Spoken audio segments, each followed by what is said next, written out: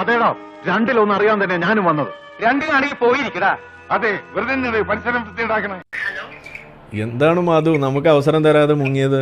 അയ്യടാ മനമേ, ആ തെണ്ടി ചെറുക്കൻ നുണ പറയാനും തെറി വിളിക്കാനും മാത്രമേ വായ തുറക്കാറുള്ളൂ എന്ന് എനിക്കറിയില്ലേ? ഞാനതാ ചോദിക്കണം. ഞാൻ ക്ലിയർ ആയിട്ട് ഒരു കാര്യം ചോദിക്കുകയാണ്. അതായത് മാധു എന്താ പറഞ്ഞേ? അതായത് നമ്മൾ അജണ്ടകളെ കുറിച്ച് പറയണം, അതിന്റെ പിന്നിലുള്ള പ്രത്യയശാസ്ത്രങ്ങളെ കുറിച്ച് പറയരുത് എന്നല്ലേ പറഞ്ഞേ? നീ അല്ലല്ല, ഇതവിടെ ലൈവിലുള്ള കാര്യമാണ്. നീ അങ്ങനെയല്ലല്ലോ നേരത്തെ പറഞ്ഞത്. മുഹമ്മദ് നബിയെ വിമർശിച്ചുകൊണ്ട് കവിത എഴുതിയ ആളുകളെ കൊന്നു തള്ളിയ ചരിത്രമാണ് ഇവിടെ ഉള്ളത്. പാല് കൊടുത്തുകൊണ്ട് കിടന്നിരുന്ന സ്ത്രീയുടെ പള്ളയിൽ കത്തി കുത്തി ഇറക്കിയ ചരിത്രമാണ് നമുക്ക് ചരിത്രത്തിൽ വായിക്കാൻ കഴിയാം. ഒരു മാറ്റവും ഇല്ലല്ലോ. ഇവിടെ ജാനകി എന്ന് പറയുന്ന പേരിന്റെ പിന്നിൽ അവിടെ വിഷയം ഹിന്ദുത്വ ഭീകരതയാണ് എന്നും അതിന്റെ അജണ്ട എന്താണെന്നും കൃത്യമായിട്ട് പറയാൻ അവിടെ വക്കീല് പറയുമ്പോൾ നിങ്ങൾക്ക് ഒരു ബുദ്ധിമുട്ടില്ല. ഇതുപോലെ ഓരോ താന്തോന്നിത്തരങ്ങൾ കാണിച്ച് നാട്ടുകാരെയും തല്ലു മേടിക്കുമ്പോ തങ്കം ചെമ്പാകും. അതേസമയം ഈ സൂംബയുടെ പിന്നിലുള്ള അജണ്ട അതും അതിന്റെ പിന്നിലുള്ള പ്രത്യയശാസ്ത്രം ഇസ്ലാമാണെന്ന് ഞാൻ പറയുമ്പോൾ നിങ്ങൾക്ക് വിഷമാവുന്ന എന്തിനാ? അതെനിക്ക് മനസ്സിലാവാത്ത. എന്താടാ നീ ഇങ്ങനെ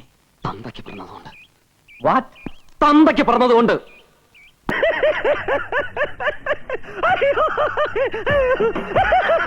ഇത്ര നികൃഷ്ടമായ രീതിയിൽ രംഗം മുന്റെ അച്ഛൻ പോലും എന്നോട് സംസാരിച്ചിട്ടില്ല. എനിക്ക് വിഷമം എന്നുള്ളതല്ല, ഞാൻ എന്തിനാണ് ഈ ബാലൻസിങ്? നിങ്ങൾക്ക് ഇത് പ്രശ്നമില്ലെങ്കിൽ ഇത് മാത്രം പ്രശ്നമാകുന്നത് എന്തിനാ?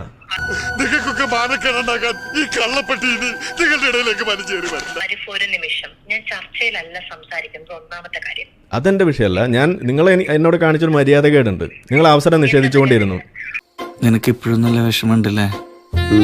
കുറേശ്ശെ. നിങ്ങൾ അവസരം തന്നില്ല, അവസാനം വരെയും അവസരം തന്നില്ല. ഞാൻ കൈ ഉയർത്തിയിട്ട് ഇടപെടാതെ, ശബ്ദമുണ്ടാക്കാതെ ഇടപെടാതെ നിന്ന് ആ മാന്യത പോലും നിങ്ങൾ പരിഗണിച്ചിട്ടില്ല. നീ എന്തൊക്കെയുണ്ടായി പറയണ പന്നി? വേണ്ട, എവിടെന്തോ വന്ന നമ്മള് ഇത്രയും കാലം കൂടപ്പിറപ്പുകളെ പോലെ ജീവിച്ചു. വളരെ മോശമാണ് നിങ്ങൾ ചെയ്തത്. ഒരു നിമിഷം, ഇത് ഇങ്ങോട്ട് മാത്രം സംസാരിക്കുന്ന സംവിധാനം അല്ലല്ലോ. ഇത് വലിയ പൊല്ലാപ്പായല്ലോ.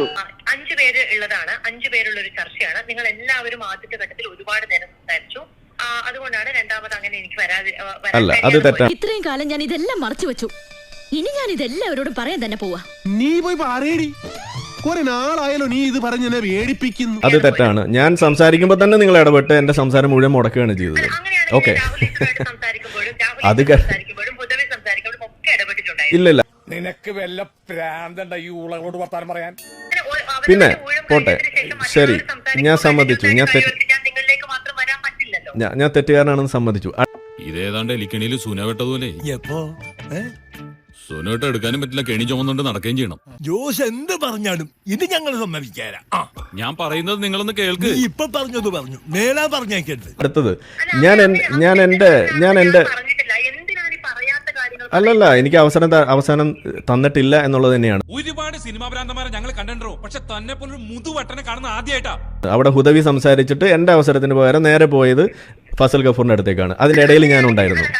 ഇവൻ നമ്മക്ക് പണിയുണ്ടാക്കുമെന്നാണ് തോന്നണേ.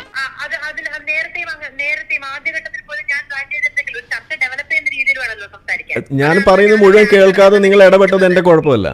നിൽക്കുന്നത് ആരാണെന്നാ വിചാരം? മാടപ്രാവിന്റെ ഹൃദയം പോലെ തോന്നിക്കുന്ന ലോകൈക ചെറ്റയാ.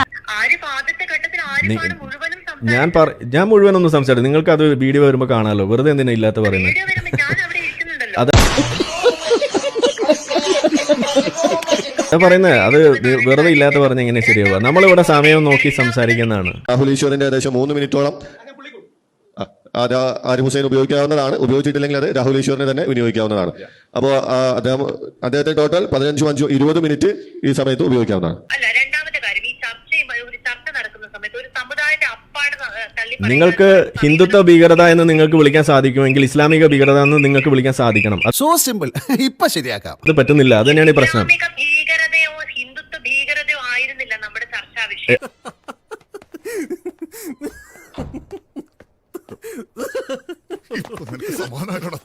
അപ്പൊ അവിടെ വക്കീല് ഹിന്ദുത്വ ഭീകരത എന്നൊരു 4 തവണ പറഞ്ഞ് നിങ്ങൾ കേട്ടില്ലേ? ഈ ഹിന്ദുത്വ ഭീകരതയും ഹിന്ദുക്കളും ഇസ്ലാമിക ഭീകരതയും ഇസ്ലാമും തമ്മിൽ തിരിച്ചറിയാനുള്ള വ്യത്യാസം ഉള്ള ബോധമൊക്കെ ഇവിടെ എല്ലാവർക്കും. ഇനി ഇനി എനിക്ക് സംസാരിക്കാൻ താല്പര്യമില്ല. പിന്നെന്താ നിങ്ങൾ അത് കേട്ടിട്ട് മിണ്ടാതിരുന്നത്? പക്ഷെ മുസ്ലിം എന്ന വാക്കാണ് ആരിഫ് ഹുസൈൻ ഉപയോഗിക്കുന്നത്. മുസ്ലിങ്ങളിൽ ചിലർക്ക് എന്ന് തന്നെയാണ് നമ്മൾ ഉദ്ദേശിക്കുന്നത്. ഇത്രയും ഞാൻ ചെയ്തുകൊണ്ടിരിക്കുന്നു. ഞാൻ പൊട്ടനാ? തലച്ചോറ് നായി ഇന്നാലേ പറഞ്ഞിട്ട് കാര്യമല്ല. ഈ മുസ്ലിങ്ങളിൽ ചിലർക്ക് എന്ന് പറയുന്നത് അശ്ലീലമാണ്. അതല്ല, അപ്പോൾ ഹിന്ദുക്കളിൽ ചിലർക്ക് എന്ന് പറയുമ്പോൾ അങ്ങനെ ആരും പറഞ്ഞില്ലല്ലോ. നീ എല്ലാവരും മനസാക്ഷി ഇല്ലാത്തവനാണ്. ആണ് ഹിന്ദുക്കളിൽ ചിലർക്ക് സംഘികൾക്ക് എന്ന് പറയുമ്പോൾ നിങ്ങൾക്ക് വിഷമമില്ലെങ്കിൽ മുസ്ലിങ്ങളിൽ ചിലർക്ക് എന്ന് പറയുമ്പോൾ മുസ്ലിം ഭീകരതർ തന്നെയാണ്. കാരണം നിന്റെ ഈ ദേഹം മുഴുവൻ അസൂയ, കുശുമ്പ്, പിന്നെ ഒരു ചാക്ക് പൊസസീവ്നെസ്സും. എന്താ അതിന്റെ മലയാളം? സ്വാർത്ഥതാപൂർണമായ നിർബന്ധ ബുദ്ധി. സ്വന്തം കഴിവുകേട് മറയ്ക്കാൻ ഉപകരണങ്ങളിൽ പഴിചാരുക. കൈയക്ഷരം മോശമായതിന് പേനെ കുറ്റം പറയുക. പണിയെടുത്ത് തിന്നണമെന്നൊക്കെ ആഗ്രഹമുണ്ട് സാറേ, പക്ഷെ പറഞ്ഞു പറ്റിച്ച് തിന്നാലേ വായിന്നിറങ്ങുള്ളൂ. ചർച്ചയിൽ ഹിന്ദുക്കളിൽ ചിലർക്കെന്ന് ഒരാളും പറഞ്ഞിട്ടില്ല. ഇവിടെ പറഞ്ഞിട്ടില്ലല്ലോ. ഇവിടെ ഹിന്ദു ഭീകരത എന്നിവിടെ പറഞ്ഞു, ഹിന്ദുത്വ ഭീകരത എന്നിവിടെ പറഞ്ഞിട്ടുണ്ട്. എന്ന് വെച്ചാൽ എനിക്കും വലിയ പിടിയില്ല. ഹിന്ദുക്കളിൽ ചിലർക്ക് എന്ന് പറഞ്ഞാലും അത് അശ്ലീലമാണ്. അതായത് ഈ തീവ്രവാദികളെ, എല്ലാ മുസ്ലിങ്ങളും തീവ്രവാദികളല്ല, പക്ഷെ എല്ലാ തീവ്രവാദികളും മുസ്ലിങ്ങളാണ് എന്ന് പറയുന്ന തരം അശ്ലീലമാണ്.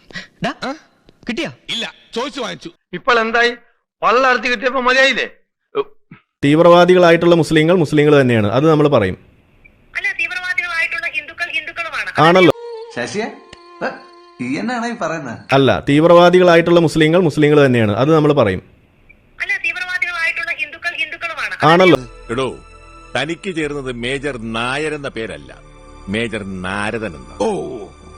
അങ്ങനെ പറയാൻ നിങ്ങൾക്ക് കഴിയണല്ലോ, അത് നിങ്ങൾക്ക് പറ്റുന്നില്ലല്ലോ. ഞങ്ങൾക്കത് പറയാൻ കഴിയില്ല എന്നൊന്നും ആരിഫ് പറയരുത്.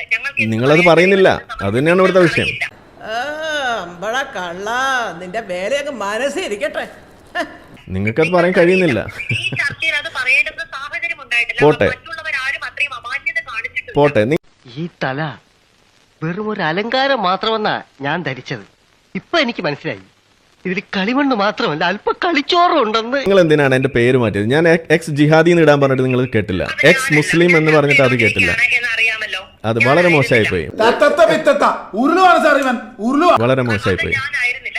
എന്നിട്ട് സാമൂഹിക പ്രവർത്തകൻ എന്നൊക്കെ ഇടുന്നു. അപ്പൊ നിങ്ങളപ്പോ ജാനകിയെ കുറിച്ച് പറയുന്നിട്ട് എന്റെ പേര് പോലെ നിങ്ങൾക്ക് അവിടെ ഇടാൻ കഴിയുന്നില്ല എന്ന്. കേരളത്തിലെ മറ്റേതെങ്കിലും ഒരു പഞ്ചായത്ത് ഇതുപോലൊരു വൃത്തികെട്ടവനെ നന്നാക്കിയെടുത്തതിന്റെ പാരമ്പര്യമുണ്ടോ എന്ന് ഞാൻ ചോദിക്കുകയാണ്. ഞാൻ ഓണയർ ആയിരുന്നു എന്നുള്ളത് ആരിഫിന് അറിയാമല്ലോ. എനിക്ക് അവിടെ ഇരുന്നുകൊണ്ട് പേര് മാറ്റാൻ പറ്റില്ല. ഞാൻ ഉദ്ദേശിച്ചത് ഒരു ബനാന ടോക്കാണ്. ദുഃഖതെമ്മാടി, കണ്ണിൽ ചോരയില്ലാത്ത തെണ്ടി, എന്ത് തോന്നിവാസവും കാണിക്കാൻ മടിയില്ലാത്ത ഒരു അലവലാതി.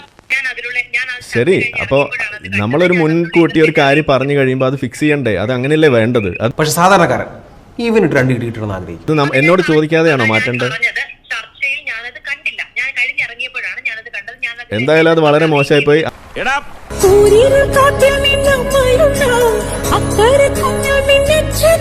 ഇനി ഇടുമ്പോ എക്സ് ജിഹാദി എന്ന് തന്നെ ഇടണം.